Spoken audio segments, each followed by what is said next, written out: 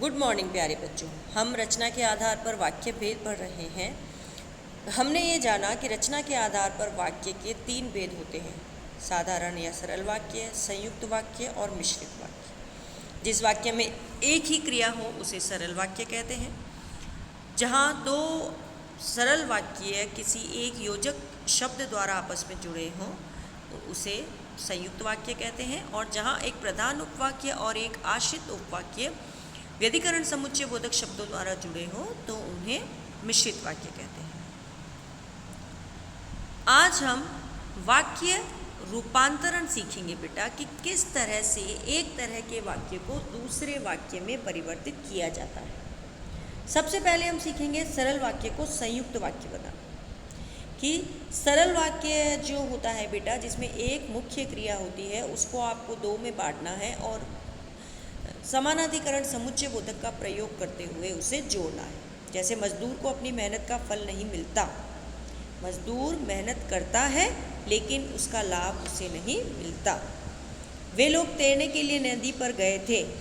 उन लोगों को तैरना था इसीलिए वे नदी पर गए थे। थैला उठाकर माताजी बाजार की ओर चली। माताजी ने थैला उठाया और बाजार की ओर चली। राम और श्याम दोनों को दिल्ली जाना होगा। राम को भी दिल्ली जाना होगा और श्याम को भी दिल्ली जाना होगा। मेरे बहुत समझाने पर भी वह नहीं मानी। मैंने बहुत समझाया पर वह नहीं मानी। वह साड़ी खरीदने के लिए बाजार गई। उसे साड़ी खरीदनी थी इसीलिए वह बाजार गई। उसने घर आकर भोजन किया। वह घर आया और उसने भोजन किया।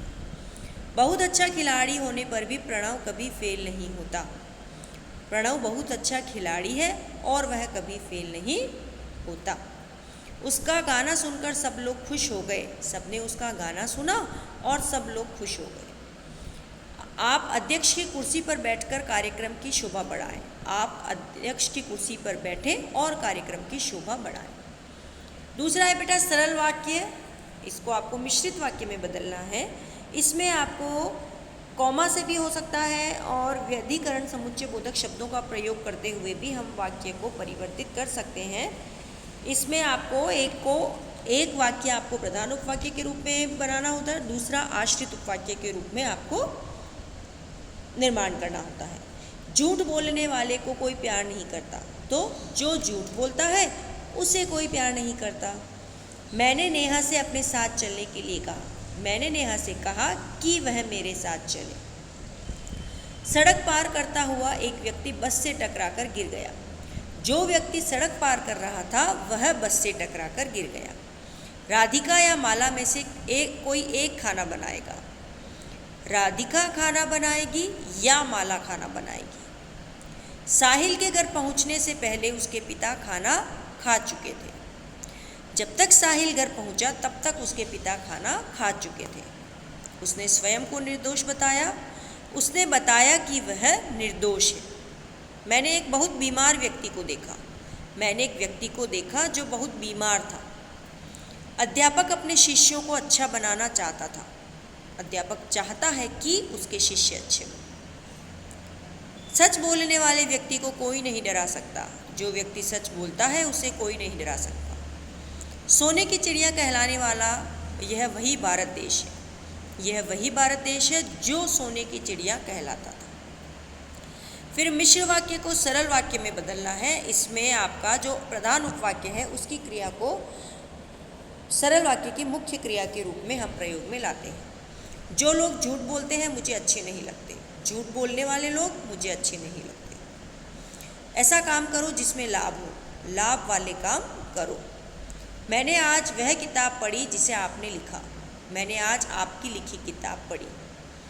यह ऐसे चल रही थी जैसे कोई बीमार चलता हो। वह बीमारों की तरह चल रही थी। मेरे पास एक खिलौना है जो बैटरी से चलता है। मेरे पास बैटरी से चलने वाला खिलौना है। मेरे कमरे में एक ऐसी घड़ी है जो बहुत पुरानी है। मेरे कमरे में एक बहुत पुरानी घड़ी है। उस लड़के को बुलाओ जिसने लाल कमीज पहनी है। लाल कमीज पहने लड़के को बुलाओ। वह जहाँ रहती है बहुत गंदी जगह है। वह बहुत गंदी जगह पर रहती है। जब मैं स्टेशन पर पहुँचा गाड़ी आ चुकी थी। मेरे स्टेशन पहुँचने से पहले ही गाड़ी आ चुकी थी। जब वर्षा होती है मोर नाचने लगते हैं, वर्षा होने पर मोर नाचने लगते हैं। ओके बेटा, तो ये जितना हम अभ्यास करेंगे उतना ही हमें इसमें सिद्ध हस्तता होती जाएगी। Practice makes a man perfect. तो हम जैसे जैसे करेंगे होता जाएगा। आप इसे देखकर समझने का प्रयास करो और कोई भी कठिनाई होने पर मुझसे पूछो।